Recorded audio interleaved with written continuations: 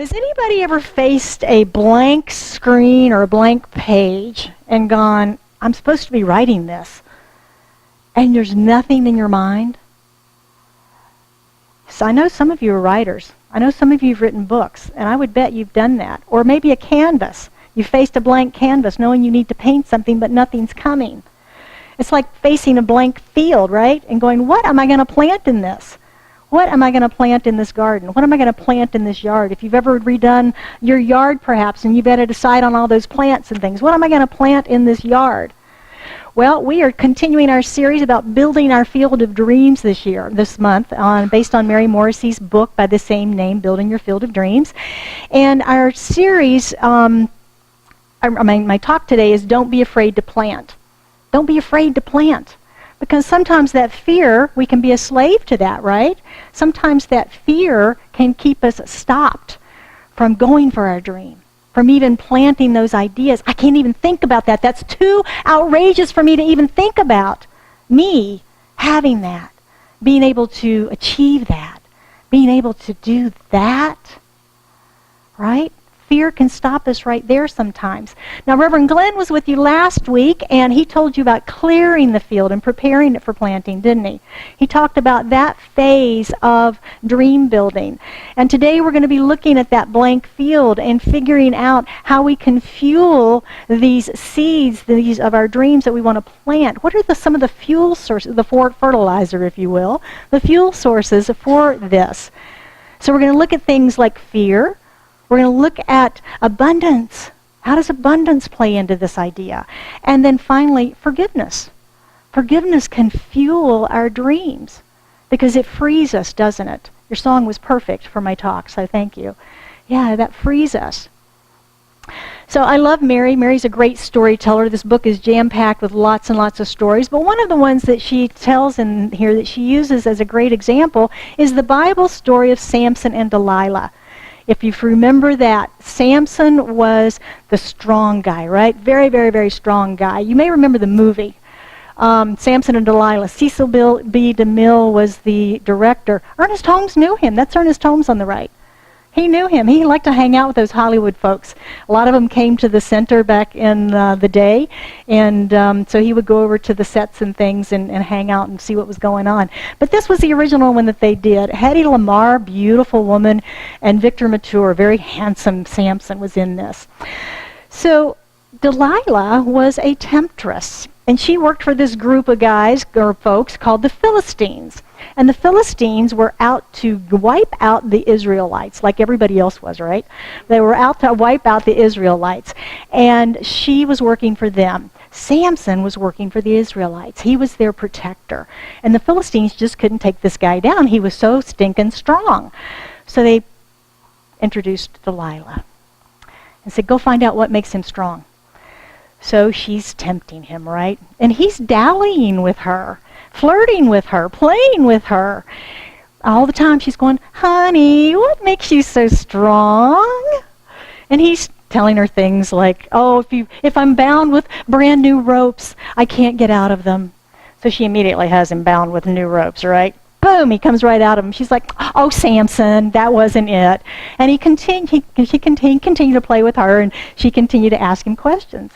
And finally he gave in.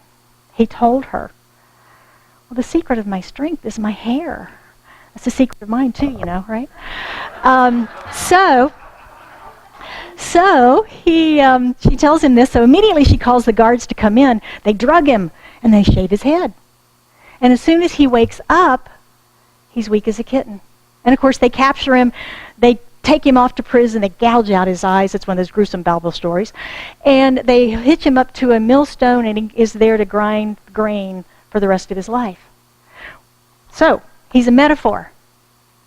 He's a metaphor for how we can fall prey to distractions in our life. Anybody ever have any of that happen? I should really be researching that, but I've found this cool video game or YouTube video or Facebook. What's happening on Facebook right now? We have those Delilahs of distraction in our life, don't we? And they don't always come in waving a banner saying, I am your destruction. They usually don't. They're usually very appealing. attractive, alluring, tempting, comfortable, comforting, right? Those distractions that pull us away. Mary suggests in the book that we'd rather stay in a place we perceive as secure than stretch toward our dream. We'd rather stay in a place that we feel safe and secure than stretch outside of our comfort zone, outside of our box a little bit, to stretch into that dream, that place of the unknown. And as long as we're playing with that distraction in our life, as long as we're playing with the distraction, we can't come into our next phase of awakening, can we? We can't come into the next phase of awakening. So my question today is, what Delilah is distracting you? What Delilah is in your life that's distracting you right now? Well, there is a little more to this story. There's an act 2, as it were. You see, the Philistines were so proud of themselves for capturing Samson that they decided that they wanted to bring him to the temple and make fun of him and mock him and show him off and show everybody how weak he was now. Look what we've done, right? So they brought him in chains just in case and put him in the temple, and they chained him in between the 2 big pillars in the temple, and they're making fun of him and doing all sorts of things. And he has a thought. Because he realized that while he was in prison, his hair grew back. That part of the story never made sense to me, why they didn't keep his head shaved, but okay. It grew back. Now his eyes didn't, he was still blind, but his hair grew back, and he realized he was strong. And he realized that he could still fulfill his destiny of wiping out the Philistines in that moment. And so he did. He pushed on those pillars, which happened to be the main supports of the temple, and brought the temple down and killed everybody inside, including himself. So he sort of martyred himself, but he was able to fulfill his destiny of protecting the Israelites. So we see that when he came to himself, much like the story of the prodigal son, when he came to himself, he had that thought of, I can still fulfill my destiny. I can still focus my energy back on my dream, and I can still protect the Israelites in this moment. I can still do that. I can still do that. So I wonder, though, in this story, back when he was dallying with Delilah, if his intuition was saying, this woman's really not out for my best interest. Do you think his intuition was maybe talking to him a little bit? I bet it was. But he wasn't listening, was he? He wasn't listening to that still small voice within him that was going, yo, dude, she's going to hurt you. You're playing with a cobra. It will bite you. Right? And she did. She took him down. She took him down.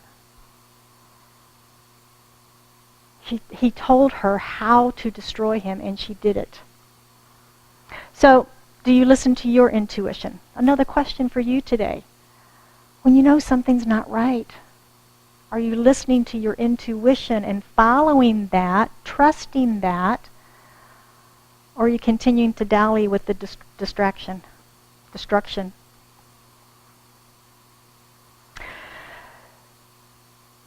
Mary talks in the book about how we can trust our emotions. Has anybody ever turned red in the face when something embarrassing has been said?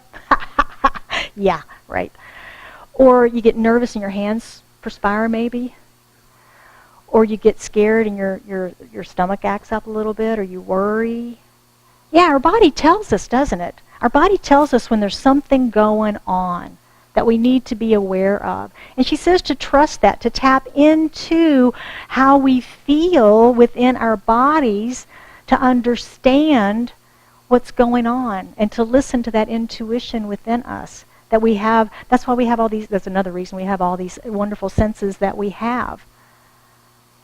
And when we can pay attention to our intuition, when we can listen and we can begin to step out of that distraction, we can begin to step into the energy now of manifesting our dreams, of planting our seeds, that's when we can begin to see our life in that upward spiral that we talk about of spiritual growth.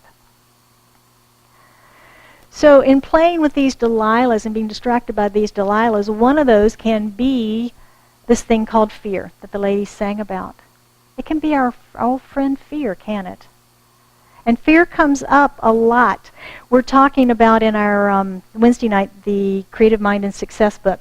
Ernest says that one of the most difficult things for anyone to realize is that he or she is always a success. Always a success. He goes on and he says, we are always being successful. We are always achieving the goal we have set for ourselves in thought. Some people may win themselves terrific success at always being a failure in business. Some people may succeed in always experiencing ill health. Still others always succeed in being friendless. Now he's using the negative side of that as a demonstration for what he's the point that he's trying to make in that we can be successful in positive ways. We can also be successful failures if that's where we're choosing to focus our intention in our lives. He says we are always succeeding, so our immediate problem is not one of success, but what kind of success we're having. What kind of success are we having in our lives? So our second idea from Mary is to feed our faith, feed our dream, and not our fear. Fear's always around, isn't it? Because our brains are kind of wired for that. Remember I'm sure you've heard, fight or flight, right? That's how we're wired, to be on the lookout. Where's the danger? Where's the tiger? Where's the person or the thing or the place that's going to hurt me? And our brains are designed to protect us. So we go into fear mode of looking at all of those threats, perceived threats, that we might have around us. And she suggests that we recognize fear as a companion and not a master. What were your words? Not a slave to fear, I'm a child of God. Recognize fear as a companion, always there, possible to always be there, but not to be your master. Not to allow it to control your life. And I love that because when we go into fear, we can go into resistance, can't we? We go into protection mode. Maybe we talked about that this weekend and the different ways that we all go into our control modes, our protection modes for ourselves, and what those look like. We withdraw, or we charge, or we try to control more, or we build a wall. What's your fear mechanism? What's your go-to when you are afraid? And I don't mean afraid of the saber-toothed tiger. It can be afraid of reaching for that dream. It can be afraid of what someone's saying to you. You can be afraid of loss, of losing. Anywhere that fear comes up in our lives. So when we can focus our attention and our energy on our dream and what we want to experience, we can then go confidently in that direction as which one? Thoreau or Emerson? Which one? Thoreau? Thoreau said. Thank you, Suzanne. But sometimes it can feel like we're driving through the Colorado Rockies. Anybody been to the Rockies? Little mountains, right? Just little mountains up there. But they're big mountains, we know. But they do these switchbacks, don't they? To get you up to the top, as opposed to going straight up the mountain, straight down the mountain. We do the switchbacks. And it can feel like, well, I was just right there. No, I was just right there. Like we're crossing the same ground. And what Mary says is be willing to be wrong on the way to being right. Be willing to be wrong on the way to being right. Don't we learn from our mistakes? Don't we learn from trying? Don't we learn from errors? Sure we do. Sure we do. It's like Edison. Got to try 1,000 ways to make a light bulb before he finally landed on it. What if he'd have stopped at one? He was willing to be wrong 1,000 times on his way to being right. And that's her message here to us, is be willing to do that. Be willing to do that. I know heard a story this week from someone who was saying that something they learned years ago that they could not see the gift in at the time.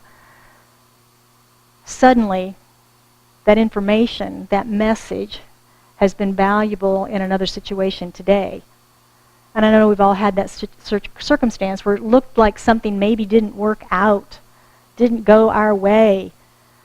And then later on, wow, I knew that. I knew how to handle that because of this. That's how we learn, isn't it? That's how we learn. So being willing to take those apparent detours in our life might actually be the universe bringing to us our good in the most expeditious manner. Because there's a bajillion ways for our good to come to us, isn't there? A bajillion ways for it to come to us. But because of the way we think it's only this way. We don't recognize that there's infinite ways that it can happen. And the universe is very creative in the way that it brings things to us sometimes. And we may not, I have no idea why I went that direction. I have no idea why I went to that place at that time. I have no idea why I looked up in that moment. I have no, right? These things happen, don't they? That's the universe acting on our good, in our good, for our good. And it's up to us to trust that, to listen, and to take the next steps. And the next practice that Mary talks about in this piece is circulation. We live in abundance. We live in abundance, no matter the temporary appearance that we may be experiencing. Notice I said temporary, because we move through it, don't we? It's a temporary experience we may be having. And she talks in this about circulation of our time, talent, and treasure. Now, Mary was a young minister, and she was just starting out, and she had 3 or 4 children, and they were trying to figure out how to build a church, how to plant a church. She had a lot of detours. She wanted to be in Oregon, where she was from. She ended up going all the way up and down the East Coast and around and about and here and there and every place else. And somewhere up in the Northeast, she had her experience that helped her to finally figure out how to make this happen. Again, she had these 3 children, and they were down to their last $3. And she was in the grocery store trying to figure out what she could buy to fix for dinner for her family with this $3. And she realized that she'd been negotiating with God. Well, I am giving my life to God. I am tithing all of my time. I'm doing all of this for God. I'm giving all of my talent. I ain't giving my money because I don't have any right now. I got to feed my babies. I'm not doing that part. And when she realized that she was tithing time and talent, but not her financial flow, and that her financial flow had been stopped, she immediately took 30 cents of that $3 and went to the closest church to that store and dropped it in the offering. The rest of the story is she came home that night, and her husband came home with a $180 check for a job that he had just been awarded during that afternoon. And it continued to build from there. The funniest thing, though, is the last part of that story. After they finished up their work there and they were heading back home, they still didn't have the money. They had the money, and the brakes went out on the car. She's like, oh my gosh, I got to buy brakes instead of using it to start the church. It's got to have brakes on the car to get home. So they paid for the brakes. They got in the car. They're driving home. Huge hailstorm. They get back to Oregon. The car's all pitted and dinged up. And they file their insurance claim. And the insurance claim comes back. On the bottom of the check, it says, Act of God. And it's the $2,000 that they needed to start the church. And that she did. She started her church, and she always loved that acts of God. And it's true, isn't it? God may act through a hailstorm. We don't know what channel our good is going to show up to us in or through. We don't know what channel that's going to show up through. So the idea of tithing, we all talk about it, we've heard about it, we've talked about it here. It's a spiritual practice. It's not about the money. Her 30 cents didn't make any difference to that church, right? It's not about the money. It's about the practice. It's about knowing our source is the divine. It's not a paycheck. It's not a paycheck. It's not a retirement plan. It's not a stock portfolio. Our source is God. And there are multiple channels through which that can come. And it might be a hailstorm. It might be a check. It might be a gift. We don't know. But we limit it because we think it's got to be this one channel. And when that channel goes away, what happens? We panic, don't we? Oh my gosh. My source is gone. No, your source is not gone. A channel is gone. One door closes, another opens. Another opens for us. It's like standing in front of a fireplace and saying, I'll give you some heat. I'll give you some wood just as soon as you give me some heat. Kind of crazy, isn't it? Same is true with circulation. And then the third and final step is to fueling our dreams is the forgiveness practice. The forgiveness practice. And Mary says that forgiveness may be the most difficult work you ever do. Anybody agree with that? Oh yeah. It also promises the greatest rewards because we're no longer dragging that baggage of unforgiveness, the past, with us, are we? We can let that go. We can become free. And I'm sorry, but it's not usually instantaneous, is it? It's a process. There's healing that has to happen through that forgiveness work that we do. And she says that sometimes the first step is the anger. If there's something that needs to be forgiven, there's usually anger there, isn't there? That we have to move through that, and we have to find an appropriate outlet for that. We have these beautiful beings in our centers called practitioners who have large ears and warm hearts for listening. And we get it all out. We get the story out. Get the suffering out. The woe is me, ain't it awful? And then we can begin our healing practice. We can begin our healing practice. We can move into compassion for the other. We can move into compassion for the perpetrator. Because we're all children of the divine. We're all doing the best we can. And we all have moments that we're not at our absolute best. And we may cause harm. And we would hope that we receive compassion from those that we've harmed. And that we can give that compassion to those others that we've harmed as well. And you've probably heard the saying, forgive and forget. Had a lot of dialogue and conversations over the years about whether you can ever really forget. And Mary says no. And I sort of am leaning in that camp because I think, like she says, that the act is still part of our conscious awareness, isn't it? It's something that occurred in our experience. And it's something we can learn from. It's something we can grow from. But it doesn't mean that we have to drag the perpetrator through the mud all the time. You know, I think it was Wayne Dyer that said, is it safe for that person to walk through my consciousness, through my mind?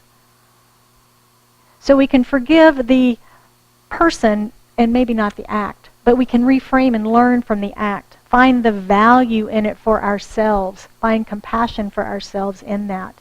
Forgiveness is about clearing those weeds out of our field. If anybody's ever done any gardening, you know the weeds just keep on coming back, don't they? Particularly in Arizona after a monsoon, they just seem to blossom large. But we have to keep weeding. And it's the same with our thinking. You know, we sometimes think that, oh, well, I changed my thought. I'm going to think this. But then those old thoughts creep back in, don't they? Those old thoughts creep back in. We've just got to keep weeding our garden of our minds. And Mary suggests a practice for us on that is a daily forgiveness practice. Every single day, ask, what is mine to forgive today? Is it myself? Have I done something that I need to forgive myself for? Do I need to forgive someone else that's hurt me, harmed me in some way? Mary says that in her practice, sometimes things come up from her childhood when she was a little girl, that she didn't even know why it would come up, but she said, I never discount those things. I always look at them and dive into them and go, what is this about for me? Forgiving my child self for something. So if you start that daily spiritual practice of what is mine to forgive, look at whatever comes up. Look at whatever comes up. So where are you playing with Delilah? What are you not willing to circulate, and who have you not forgiven? Those are our 3 questions today. All powerful ones that can help us to fuel that field of dreams by shifting that energy from those places into the energy of expansion and growth. So let's jump into our practicing the principles and see what we can take with us. I have a lot of them for you today. There's a lot of material in this. Number 1 is recognize and master your Delilahs. This week, watch your actions. Watch your actions. Am I being distracted by something here? Am I being distracted by something here that's not in support of my vision for my life, who I want to be or I am becoming, what it is I want to do or have show up in my life? What am I paying attention to? We were talking yesterday a little bit about food and food plans and how many have changed their food plans and the things that they eat and so forth and had very good success with that in their lives and healthy bodies and so on. And I said that my Delilah in this case is salty, crunchy, savory. You know, I can pass on the sweets. Somebody else in the room said, oh, no, I got to have chocolate cake. Oh, my gosh, I cannot pass up chocolate cake. So it's, what is that temptation that we have? We know what they are, don't we? We know what they are. Those are our Delilahs. Those are our Delilahs.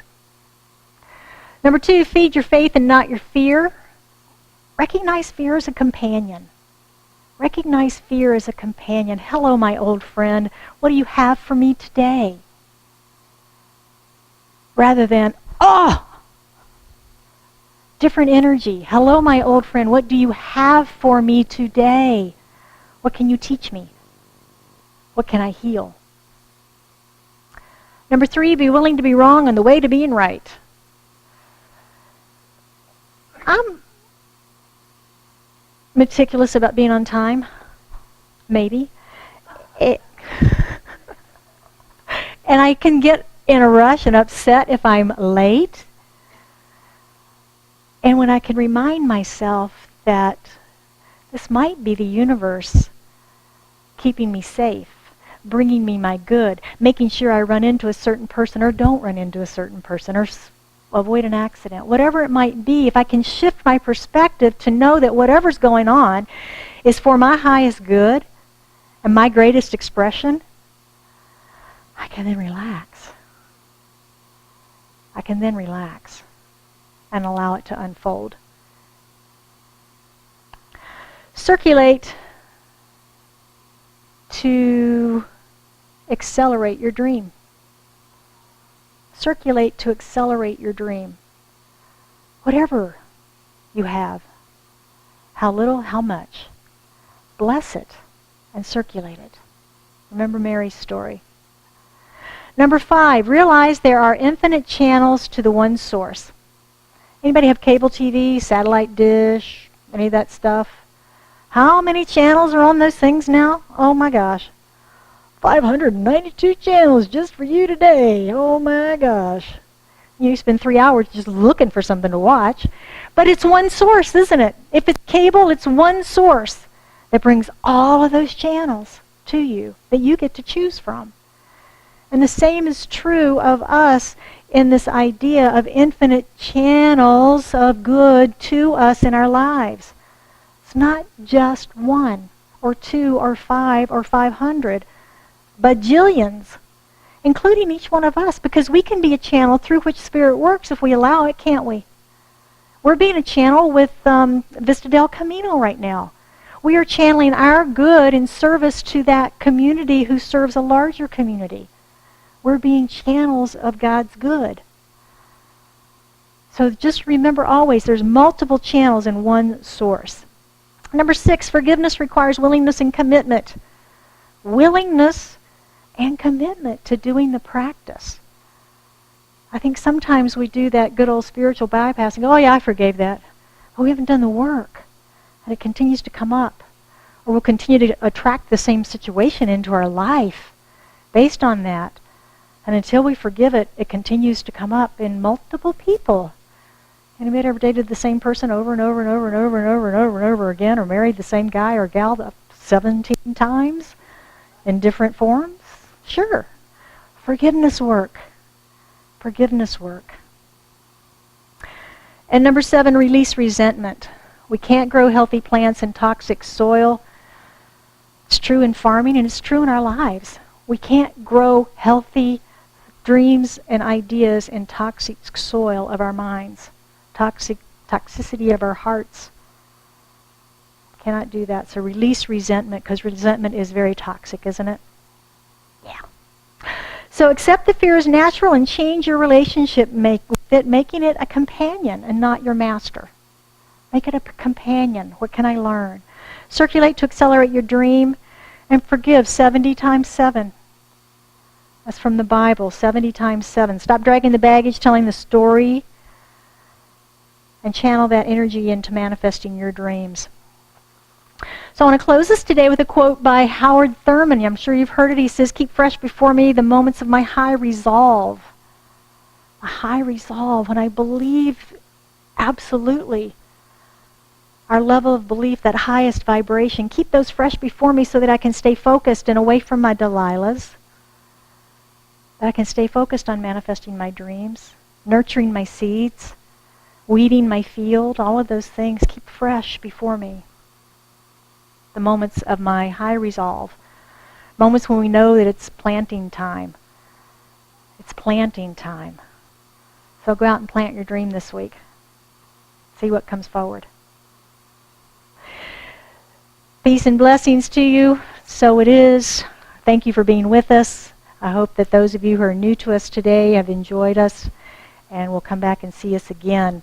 I would invite you in this moment to join me in an affirmative prayer as we anchor this message this morning about building our field of dreams and planting our seeds.